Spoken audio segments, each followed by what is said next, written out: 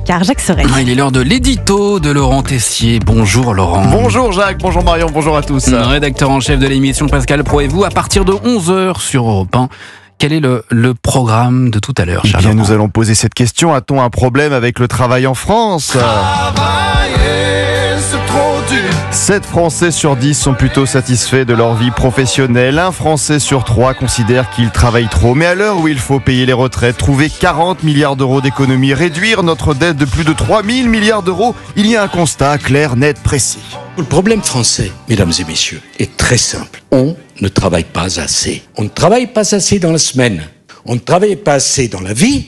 On ne travaille pas assez dans le service public. Et comme dans le privé, on a vu les 35 heures et le télétravail, qui est de la télé et pas du travail. Constat partagé par le Premier ministre François Bayrou qui avait organisé une grande conférence de presse sur le sujet.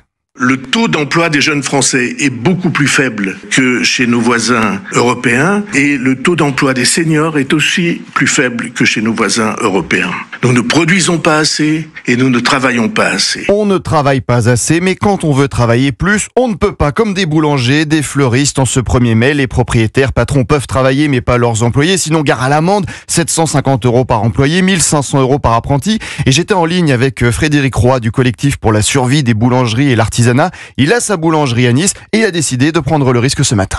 On est 5 en tout dans mon entreprise. Si je suis seul avec ma femme, on va produire en gros 20% de la production habituelle. Autrement dit, je vais décevoir tous mes clients et faire très peu de chiffre d'affaires. Donc, j'ai proposé aux salariés qui le souhaitent sur la base du volontariat de venir et du coup, ça se passe très bien. Vous vous rendez compte de l'absurdité de cette règle. Alors, une proposition de loi de sénateur a été déposée pour adapter le droit aux réalités des Français. Vous en avez parlé, Jacques, ce matin. Mais en attendant, il y a une célèbre citation dans l'histoire politique. Arrêtez d'emmerder les Français. On pourrait dire aujourd'hui, arrêtons d'emmerder ceux qui veulent travailler plus. Alors, il y a la CGT.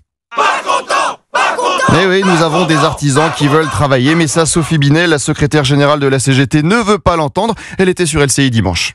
Pas question. Il y a 364 autres jours pour ouvrir. Je rappelle que le 1er mai, les patrons peuvent travailler s'ils le souhaitent. Mais pour les travailleurs et les travailleuses, c'est férié, c'est chômé. On sait survivre un jour sans avoir sa baguette de pain, le cas échéant. Je vous promets, écoutons davantage les chefs d'entreprise, nos artisans qui sacrifient leur vie personnelle depuis des années, loin des petits hommes gris, comme dirait mon ami Pascal Pro. Qu'a fait Madame Binet? Qu'a-t-elle produit, créé? Je rappelle, tiens, juste au passage qu'en 1949, nous étions à plus de 30% de salariés syndiqués. Aujourd'hui, nous sommes aux alentours de 10%. Il y a peut-être une raison. Écoutons encore le boulanger Frédéric Roy.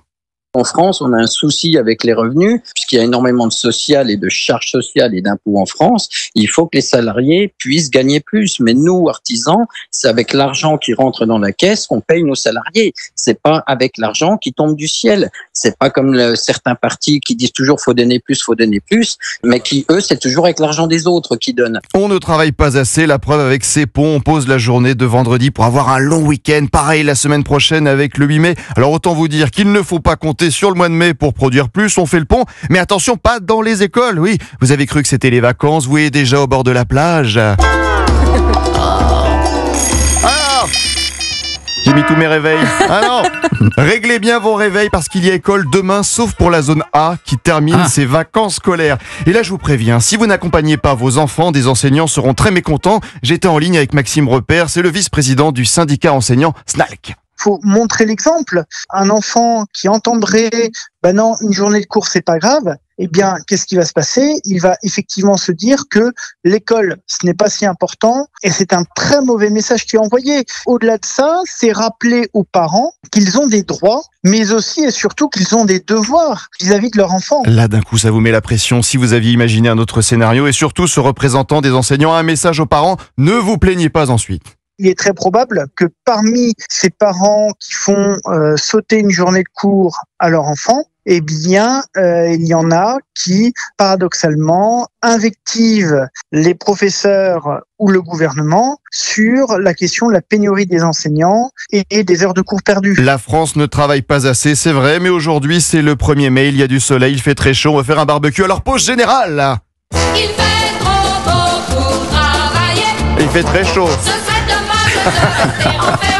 Merci mettre beaucoup. ma crème solaire, moi, pour mon crâne. Ah oui, une casquette. Merci beaucoup Laurent Tessier. Pascal Pro et vous à partir de 11h sur Europe 1.